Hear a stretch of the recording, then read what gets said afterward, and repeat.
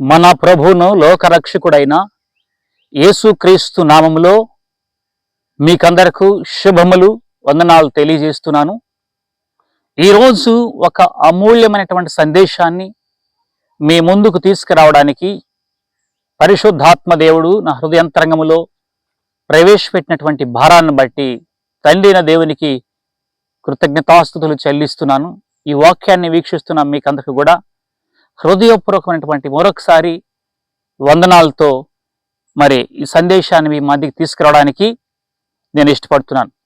కొంతసేపు దయవుంచి ఎవరు కూడా స్కిప్ చేయకుండా చివరి వరకు చూడగలిగితే ఈ సత్యం ఏంటో, దేవుడు ఎలా ఉండమన్నాడో, ఎలా నడుచుకోమన్నాడో, దేవునికి ఉన్న మనసు ఏంటో, ఆయన బిడ్డలుగా మనం ఎలా నడుచుకోవాలి, ఇతరుల పట్ల ఎలా ప్రవర్తించాలో మరి పరిశుద్ధాత్మ దేవుడు పరిశుద్ధ గ్రంథం అనేటువంటి బైబిల్లో సత్యాలను భక్తుల ద్వారా రాయించి పెట్టాడు.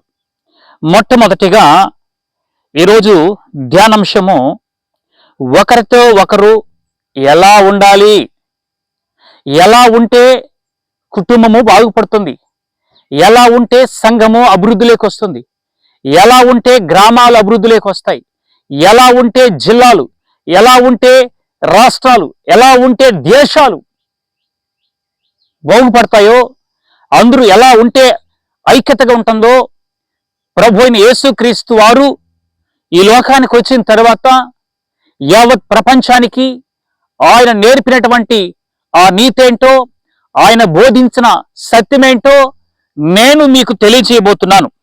మొట్టమొదటిగా ఎపిసి పత్రికలో ఒక శ్రేష్టమైన మాట రాయబడి ఉందండి. 5వ అధ్యాయము 21వ వచనంలో ఒక అమూల్యమైన మాట రాయబడి ఉంది. ఏంటంటే, క్రీస్తునందలి భయముతో ఒకరినొకడు లోబడియుండుడి అని రాశారు అక్కడ. దేని బట్టి? క్రీస్తునందు భయముతో.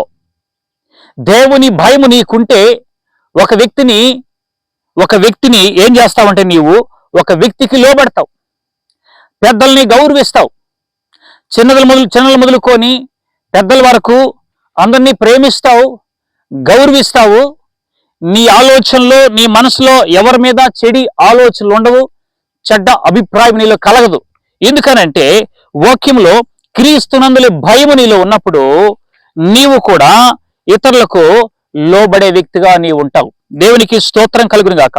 అక్కడే 22వ వచనంలో రాయబడింది, స్త్రీలారా ప్రభువునకు వలె మీ సొంత పురుషులకు లోబడి ఉండుడి అన్నాడు. స్త్రీలకు ఏం చెప్పాడు దేవుడు అంటే, క్రీస్తు వలె మీ సొంత పురుషునికి లోబడి జీవించండి. అలాగే పురుషులారా మీ భార్యలను ప్రేమించండి. పిల్లలారా మీ తల్లిదండ్రులకు లోబడి ఉండండి, పెద్దలకు లోబడి ఉండండి. ఇలాంటి క్రమాన్ని ప్రభు అయిన యేసుక్రీస్తు ఈ లోకానికి తీసుకొచ్చి నేర్పించాడు, బోధించాడు.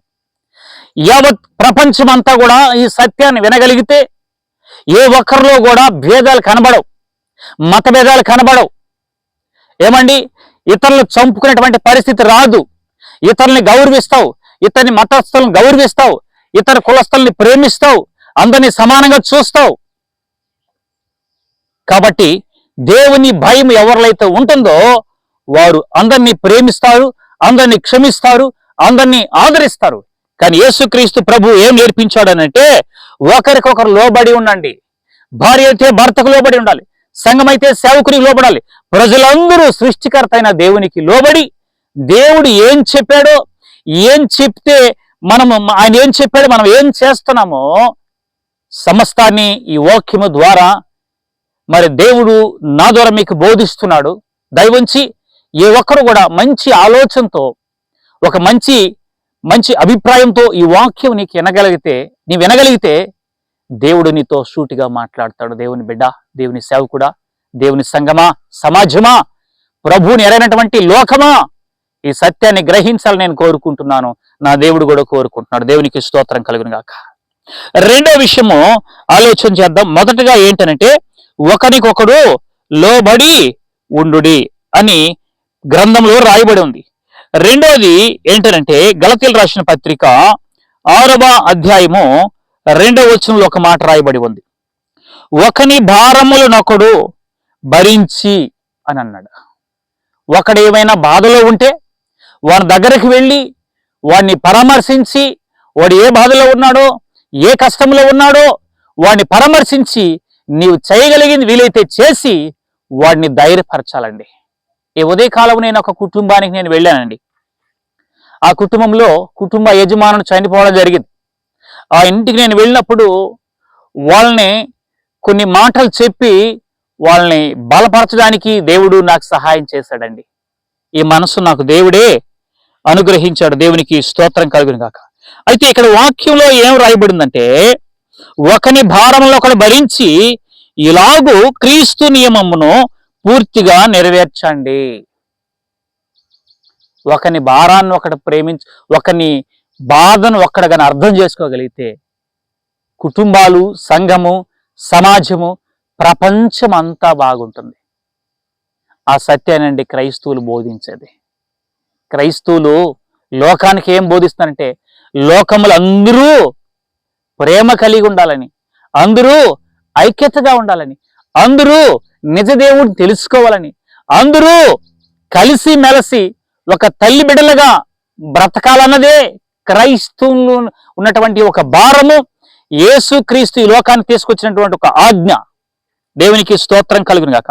కాబట్టి ప్రతి ఒక్కరు గ్రహించవలసిన సత్యం ఏంటంటే, ఒకని భారాలు ఒకడు భరించాలి, ఒకరికొకడు లోబడాలి. లోబడే తత్వం ఎప్పుడైతే నీలోకి వస్తుందో ఇతరులు కూడా నువ్వు ఇతరుల బాధలో ఉన్నప్పుడు పరామర్శించేటువంటి ఆలోచన నీకు వస్తుంది. ఈ ఆలోచన నీకు ఎలా వస్తుందంటే, దైవ ధ్యానం చేసినప్పుడు, దేవుని సన్నిధిలోకి వచ్చినప్పుడు, ఇలాంటి సందేశం విన్నప్పుడు నీ ఆలోచనలు మారుతాయి, నీ తలంపులు మారుతాయి, నీ ఉద్దేశం మారుతుంది, నీ ఆలోచన మారుతుంది. ఏ సహోదరుని చూసినా ఒక తల్లిగా చూస్తావు, ఏ సహోదరుని చూసినా ఒక తల్లిగా చూస్తావు, ఒక చెల్లిగా చూస్తావు, ఒక బిడ్డగా చూస్తావు. ఈ ఆలోచనలు నీకున్నప్పుడు లోకములో ఎక్కడే గాని ఆడబిడ్డల మీద ఆడబిడ్డల మీద దారుణమైనటువంటి హత్యలు జరగవండి. ఇలా జరుగుతున్నాయంటే వాళ్ళకి హృదయంలో ఏం లేదు, తల్లిదండ్రుల భయము లేదు, దేవుని భయము పూర్తిగా లేదు. కనుకనే ఇలాంటి ప్రపంచంలో జరుగుతున్నాయి. ఈ వాక్యాన్ని చూస్తున్నటువంటి దైవ జనాంగమా, దేవుడు చూస్తున్నాడు. నీవు చేస్తున్న పాపమేంటో, నీవు ఏం చేస్తున్నావు సమస్తము దేవుడు చూస్తున్నాడు. దయచేసి ఒకరికి అన్యాయం చేయవద్దు, ఒకరికొకరు లోబడి ఉండండి, ఒకరి భారాన్ని ఒకరు భరించండి.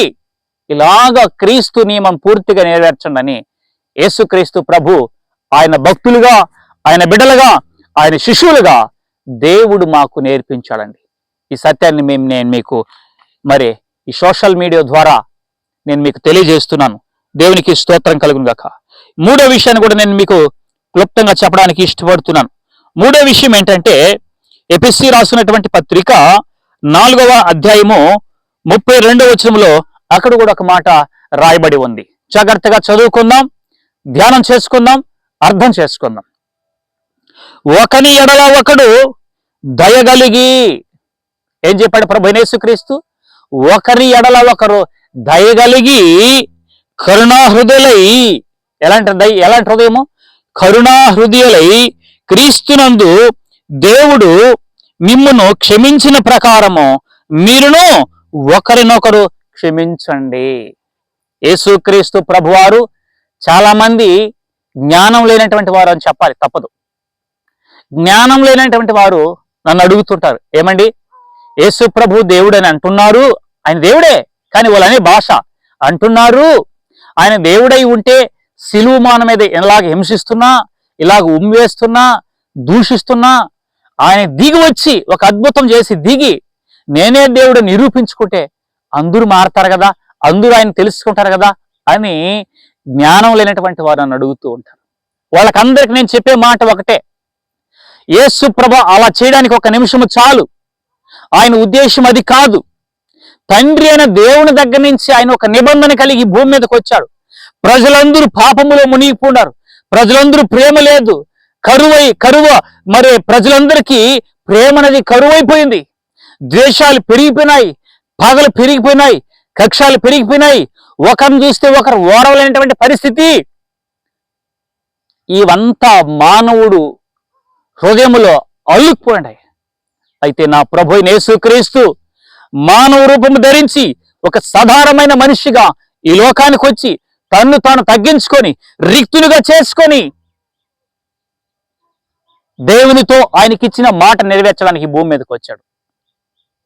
సర్వ ప్రపంచంలో ఉన్న మానవులందరి కొరకు ఆయన సిలువమాను మోయాలని, సిలువలో ప్రాణం పెట్టాలని ఇది తండ్రి చిత్తమై ఉన్నది. కనుకనే ఆయన దాన్ని ఆ సిలువను ప్రేమతో స్వీకరించాడండి. ఇతరులు దూషిస్తున్నా, ఇతరులు ఆయన్ని నిందిస్తున్నా ఆయన ఎందుకు కోపడలేదంటే, తండ్రి వీరేమి చేస్తున్నారో వీరెరుగు కనుక వీరిని క్షమించండి జాలి కలిగిన మనసుతో చూశాడండి ప్రపంచానికి. తండ్రితో ఆయన చేసుకున్న నిబంధన వాగ్దానం, దాన్ని బట్టి ప్రపంచంలో అందరినీ క్షమించండి అన్నాడు. ఈ మనసు ఎవరికి ఉంటుందండి? ఒక వ్యక్తిని దూషిస్తుంటే, ఒక వ్యక్తిని భయంకరంగా ఏళన చేస్తుంటే, కొడుతుంటే, గుమ్ము వేస్తుంటే ఈ మనస్సు ఎవరికి ఉంటుందండి? క్షమించగలిగిన మనస్సు. నా ప్రభు అయిన యేసుక్రీస్తు 100% మనిషిగా ఈ లోకానికి వచ్చి ఏ పాపము లేకుండా, ఏ తప్పు లేకుండా దూషిస్తున్నా క్షమించండి అని అన్నాడండి. అది ఆయనలో ఉన్న గొప్పతనం, ఆయనలో ఉన్న మహిమ కలిగిన గొప్ప మనస్సు. ఆయన కానీ సిలువమానులోంచి దిగుంటే ఈరోజు ఆయన గురించి చెప్పుకోవాల్సింది ఏముందండి? అక్కడ క్షమించగలిగినాడు, సహించాడు. నేను చనిపోతున్నాను, నా అంతట నేనే ప్రాణం పెడతాను, చనిపోయి సమాధి చేయబడి తిరిగి మళ్ళా 3వ దినాన్ని నేను లేస్తానని చెప్పాడు. అలాగా చనిపోయినాడు, తిరిగి 3వ దినాన్ని లేశాడు. తన శిష్యులకి అనేక పర్యాయం కనబడి ఈ నీతి మాటలన్నీ బోధించి, ఇదిగో నేను తండ్రి దగ్గరకు వెళుతున్నాను, నేను తిరిగి భూమి మీదకి రాబోతున్నాను, మరలా వచ్చేంత వరదాకా నేను బోధించిన ఈ నీతి మాటలు, నా భక్తులు బోధిస్తున్న నీతి మాటలు ఎవరైతే వింటారో, గ్రహిస్తారో, అలాగ నడుచుకుంటారో వారందరికీ నా రాజ్యానికి నేను తీసుకెళ్లి ఆ పరలోక రాజ్యం నేను చోటిస్తానని చెప్పి ప్రభు అయిన యేసుక్రీస్తు ఈ లోకానికి వచ్చి, ఈ లోకాన్ని జన్మించి, జీవించి, సత్యాన్ని బోధించి, చూపించి తిరిగి పరలోక రాజ్యం ఆయన వెళ్ళిపోయినాడండి. దేవుని బిడ్డలారా, దయచేసి నా 2 చేతులు జోడించి నమస్కారం చేసి చెప్తున్నాను, యేసు ప్రభు మళ్ళా భూమి మీదకి రాబోతున్నాడు. కనుక ఆయన బోధించిన ఒకే ఒక మాట ఏంటంటే, ఒకని ఎడల ఒకడు దయగలిగి బ్రతికి క్షమించండి. ఎవరేమైనా కీడు చేస్తున్నారా, దేవుణ్ణి బట్టి క్షమించండి.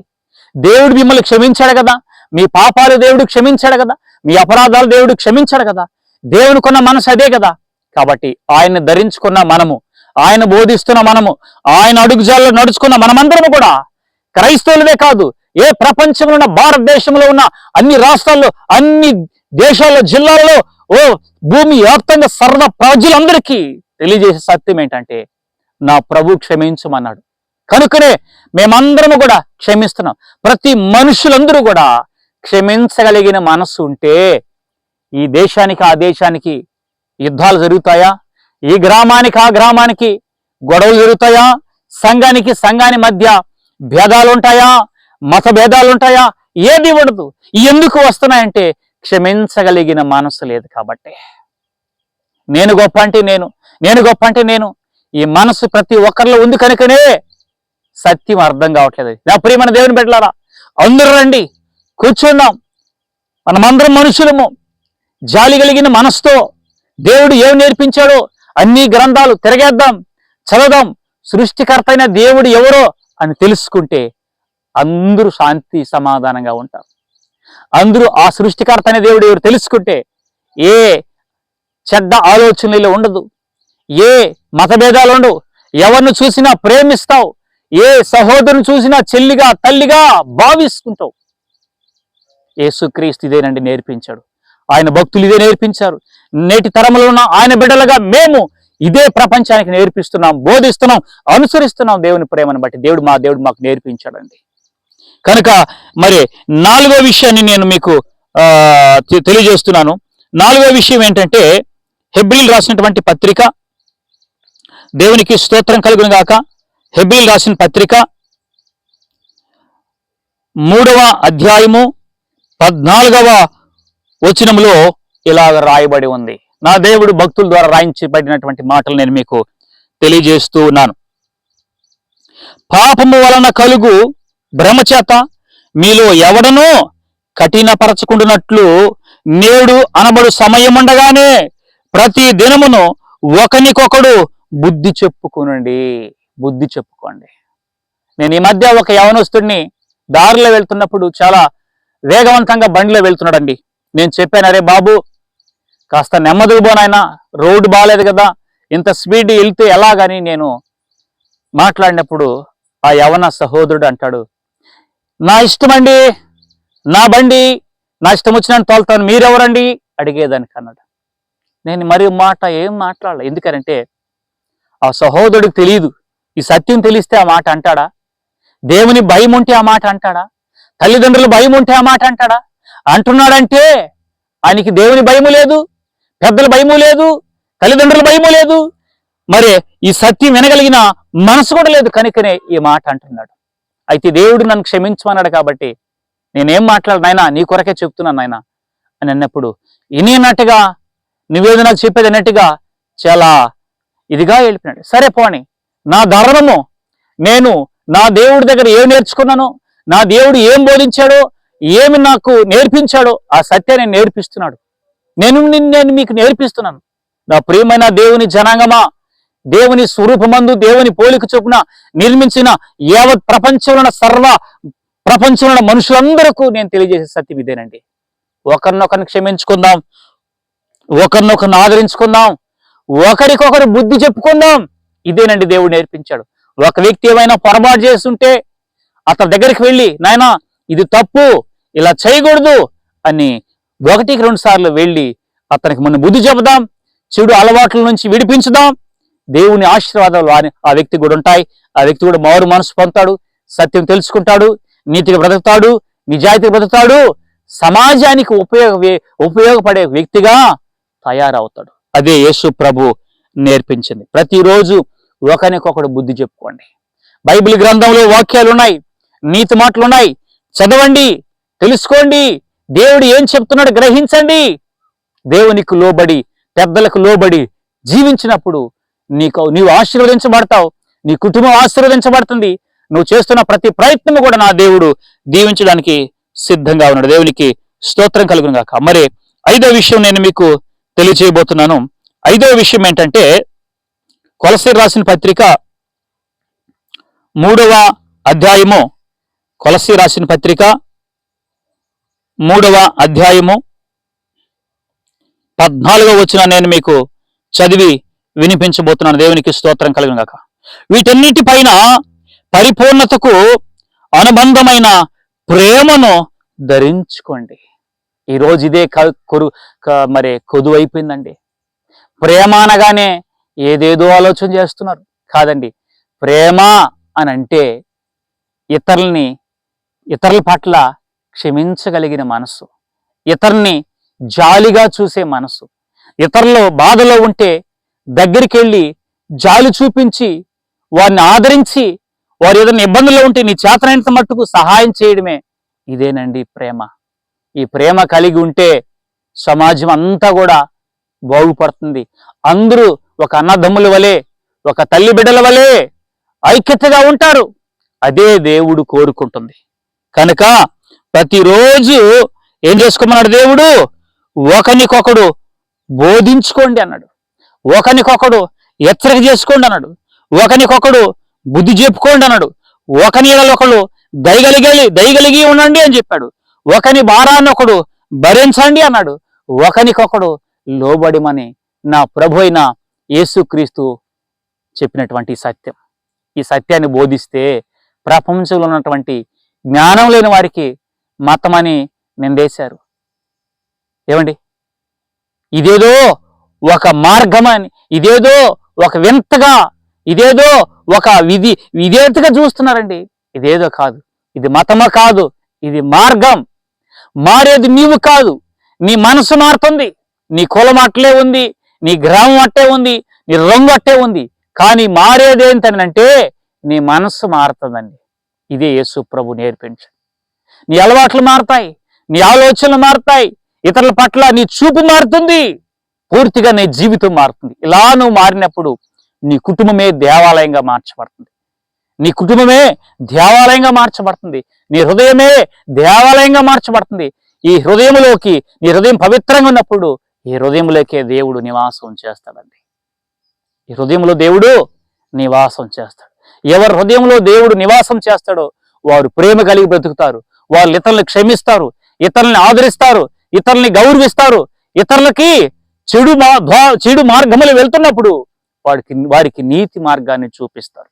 ఇదే నా ప్రభు నేర్పించింది, ఇదే ఆదిమ సంఘం నేర్పించింది, ఇదే నేటి తరంలో భక్తులు, క్రైస్తవులు, సేవకులు, బోధకులు నేర్పిస్తున్నారు. ఈ సత్యమేనండి. దీన్ని ప్రతి ఒక్కరు గ్రహించాలని దేవుని పేరట నేను మీకు తెలియజేస్తున్నాను. దేవునికి స్తోత్రం కలుగును గాక. మరొక వచనాన్ని చూపించి నేను ముగించడానికి ఇష్టపడుతున్నాను. దేవునికి స్తోత్రం కలుగును గాక. మరొక విషయం ఏంటంటే యాకోబు రాసిన పత్రిక 5వ అధ్యాయము 16వ వచనం చాలా ఇంపార్టెంట్ అండి. దయచేసి ఈ మాటలు గ్రహించాలని దేవుని ప్రతినిధిగా, సేవకునిగా నేను మీకు తెలియజేస్తున్నాను. నా దేవుడు ఏమి నేర్పించాడంటే యాకోబు 5:16 చూడగలిగితే, మీ పాపములను ఒకనితోనొకడు ఒప్పుకొనిడి, మీరు స్వస్థత పొందినట్లు ఒకని కొరకొకడు ప్రార్థన చేయుడి, నీతిమంతుని విజ్ఞాపన మనపూర్వకమైనదై బహుబలమగలదై ఉండును. మీ పాపములు ఒకరితోనొకరు ఒప్పుకోండి. ఒక వ్యక్తి దేవాలయములో అనగా సంఘములోకి వచ్చి దైవజనుడి దగ్గరకు వచ్చి, అయ్యా గతములో నేను చాలా ఘోరాతి ఘోరమైన పాపాలు చేశానయ్యా అని దేవుని సన్నిధిలో వచ్చి ఒప్పుకొని, మొదట దేవునితో ఒప్పుకో, దేవుని దగ్గర నీ పాపాలన్నీ ఒప్పుకో. దేవుడు క్షమించుటకు సమర్థవంతుడై ఉన్నాడు, ఆయన క్షమిస్తాడు. రెండవదిగా దేవుడు ఏం బోధించాడంటే ఒకరి వరకు ఒకరు ప్రార్థన చేయండి. ప్రేమ కలిగి ఉండడమే కాదు నాయనా, ఒకరికొకరు ప్రార్థన చేయండి. నీ సహోదరుడు నీకేమైనా కీడు చేస్తుంటే, ప్రభువా నా సహోదరుని క్షమించయ్యా, నా సహోదరుని ఆశీర్వదించయ్యా, నా సహోదరుని తెలియక నా మీద కీడు చేస్తున్నాడయ్యా, క్షమించయ్యా అనే మనసుతో నువ్వు ప్రార్థన చేస్తే, అదే మనసుతో ఆ సహోదరుడు ప్రార్థన చేస్తే నిన్ను ఎలా చూస్తాడు తెలుసా? ఒక అన్నగా చూస్తాడు. నీవు ఒక తమ్ముడుగా నీ సహోదరుని చూస్తావు. అందరూ ఐక్యతగా ఉంటావు. ఇదే నా యేసయ్య నేర్పించిన బోధ, ఇదే నా యేసయ్య నేర్పించిన సత్యం, ఇదే నా ప్రభు నేర్పించిన నీతి. ఈ నీతి మార్గంలో నడవాలన్నదే దేవుని యొక్క సంకల్పమై ఉన్నది, దేవుని యొక్క చిత్తమై ఉన్నది, దేవునికి అది ఇష్టమై ఉన్నది, అది ప్రీతికరమై ఉన్నది. దేవునికి స్తోత్రం కలుగును గాక. దేవుని పరిశుద్ధమైన నామానికి మహిమ కలుగును గాక. చివరగా ఇంకొక వచనాన్ని నేను చదివి ముగించబోతున్నాను. ఎఫెసీ రాసిన పత్రిక, ఎఫెసీ పత్రిక 4వ అధ్యాయము 2వ వచనంలో మరొక చివరి మాటను చదివి నేను ముగించబోతున్నాను. అయితే యేసుక్రీస్తు ప్రభువారు మాకు నేర్పించినటువంటి భక్తుల ద్వారా, పరిశుద్ధ గ్రంథము ద్వారా మాకు నేర్పించిన సత్యం ఏంటో నేను మీకు తెలియజేయబోతున్నాను. అయితే ఆయన అంటాడు, మీరు పిలువబడిన పిలుపునకు తగినట్లుగా దీర్ఘశాంతముతో కూడిన పరిపూర్ణ వినయముతోనూ సాత్వికముతోనూ నడుచుకొనవలను. ఏం చెప్పాడు? మీరు పిలువబడిన పిలుపుకు తగినట్లుగా. ఒకప్పుడు దేవుని ఎరగక మునుపు నా ఇష్టానుసారంగా బ్రతికాను, నా ఇష్టానుసారంగా జీవించాను. సేవకుల ద్వారా, వాక్యము ద్వారా, సువార్త ద్వారా దేవుడు నన్ను పిలుచుకున్నాడు. సంఘంలో నేను చేర్చబడిన తరువాత నా ఆలోచనలు మారినాయి, నా ఉద్దేశం మారింది, నా తలంపులు మారాయి, నా అలవాట్లు పూర్తిగా మారి నన్ను దేవుడు ఎందుకు పిలుచుకున్నాడో నేను దాన్ని గ్రహించుకోగలిగాను, సత్యం తెలుసుకోగలిగాను. అయితే మీరు కూడా దేవుని దగ్గరికి రండి, మీ ఆలోచనలు మారుతాయి, మీ తలంపులు మారుతాయి. ఒక యవన సహోదరుడు నాతో అన్నాడు, అయ్యా నాకు రకరకాలైన ఆలోచనలు వస్తున్నాయి. ఒక సహోదరుని, ఒక స్త్రీని చూసినప్పుడు రకరకాల ఆలోచనలు నాకు వస్తున్నాయి, ఇది ఎలా సాధ్యం అని అన్నాడు. నేను చెప్పాను, దేవునికి సమస్తము సాధ్యం. ఈ ఆలోచనలు, యవన ప్రాయంలో ఉన్న ఆలోచనలు రావడం సహజమే. అయితే ఈ ఆలోచనలు నీకు వస్తున్నాయి అని అంటే నీలో ఎక్కడో భక్తి కొంచెం తక్కువైంది. ఈ ఆలోచనలు నీకు రాకూడదనుకుంటే దేవుని సన్నిధిలోకి వచ్చి, మోకాళ్ళ మీదకి వచ్చి, తండ్రి నా ఆలోచనలు మార్చు, నా తలంపులు మార్చు. ఒక సహోదరిని చూసినప్పుడు, ఒక స్త్రీని చూసినప్పుడు నా తల్లిగా, చెల్లిగా చూసే మనసు నాకు దయచే ప్రభువా అని దేవుడి దగ్గరకు వచ్చి ప్రార్థన చేస్తే ఆ దేవుడు నీ ఆలోచనలు మారుస్తాడు, నీ తలంపులు మారుస్తాడు, నీ ఉద్దేశం మారుతుంది. ఇది ఒక రోజుగా మారుతున్నట్టే కాదు, నిత్యము దేవుని సన్నిధిలోకి వచ్చి ప్రార్థన చేసుకుంటూ దైవ ధ్యానం చేస్తున్నప్పుడు నీ ఆలోచనలు మారుతాయి, నీ ఉద్దేశం మారుతుంది. అప్పుడు అందరూ నీకు తల్లిగా, చెల్లిగా, బిడలుగా కనపడతారు. నీ ఆలోచన పూర్తిగా దేవుడు మారుస్తాడు. కాబట్టి మిమ్మల్ని పిలిచిన పిలుపుకు మీరు లోబడి ఉండండి. లోకంలో నుండి, చీకటిలో నుండి ఆశ్చర్యకరమైన దేవుడు సంఘములోకి నిన్ను పిలుచుకున్నాడు. మరణం వరకు నమ్మకంగా ఉంటే దేవుడు అంటున్నాడు, నేను రాబోతున్నాను, వాని క్రియలు చొప్పున వానికిచ్చుటకు సిద్ధపరిచిన జీతము నా దగ్గర ఉంది అని అన్నాడు. అయితే మరొక మాట చివరగా చెప్పాలని మరొక ఆలోచన నాకు వచ్చింది కనుక ఇంకొక వచ్చిన నేను చూపించి ముగించడానికి నేను ఇష్టపడుతున్నా. తిమోతి పత్రిక, మొదటి తిమోతి పత్రిక 4వ అధ్యాయము 12వ వచనంలో ఇలా రాయబడి ఉంది.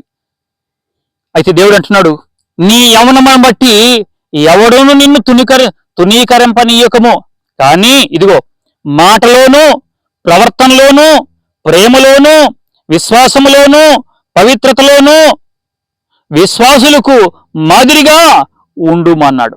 ఓ సేవకుడా, విశ్వాసులకు మాదిరిగా ఉండు, ప్రేమ కలిగి ఉండు, మంచి ప్రవర్తన కలిగి ఉండు, ఎవరిని తునీకరించవద్దు అని సేవకులుగా, ఆయన బిడలుగా దేవుడు మాకు నేర్పించాడు. ఇంకేం చెప్పాడు దేవుడు అంటే, నేను వచ్చే వరకు చదువుట ఎందును, హెచ్చరించటి ఎందును, బోధించటి ఎందును జాగ్రత్తగా ఉండమన్నాడు. దైవ ధ్యానం చేయమన్నాడు, గ్రంథాన్ని చదువుకోమన్నాడు, గ్రంథం ఏం చెప్తుందో అలా నడుచుకోమన్నాడు, నడుచుకున్న వారికి బోధించమన్నాడు. ఇందుకొరకే ఈ ప్రయాస, ఇందుకొరకే ఈ భారం. నా ప్రియమైన దేవుని బిడ్డలారా, ఇంతవరకు ఓపికగా ఈ మాటలు విన్నందుకు నా హృదయపూర్వకమైన శిరస్సు వహించి మీకు వందనాలు తెలియజేస్తున్నాను. నా దేవుడు మిమ్మల్ని దీవించును గాక, నా దేవుడు మిమ్మల్ని ఆశీర్వదించును గాక, కృప మీకు తోడుగా ఉండును గాక. ఈ వాక్యం విన్న దేవుని బిడ్డ ఇలాగే ఉండక, ఈ వాక్యం విన్న తర్వాత ఈ యొక్క ఛానల్ని సబ్స్క్రైబ్ చేసుకోండి, ఇతరులకు షేర్ చేయండి, కామెంట్ చేయండి, లైక్ చేయండి. మరిన్ని సందేశం కొరకు నేను నాతో పాటు నా బృందం మీకు మంచి విషయాలు అందించడానికి ఎల్లప్పుడూ సిద్ధంగా ఉంటుంది. మీ ప్రార్థన అవసరాల కొరకు మా నంబర్కు మీరు ఫోన్ చేయగలిగితే మీ కొరకు మేము భారం కలిగి దేవుని సన్నిధిలో ప్రార్థన చేయడానికి ఇష్టపడుతున్నాం. May God bless you all. దేవుడు మిమ్మల్ని దీవించును గాక. ఆమేన్.